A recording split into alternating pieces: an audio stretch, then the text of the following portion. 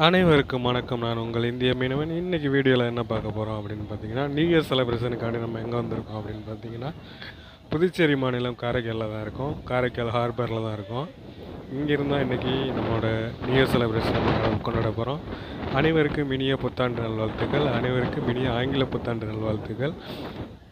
இந்த வருடம் வந்து இனிமையாக அமைய எனது சார்பிலும் எங்களோட டீம் சார்பிலும் வாழ்த்துக்களை தெரிவித்துக் கொள்கிறோம். நன்றி.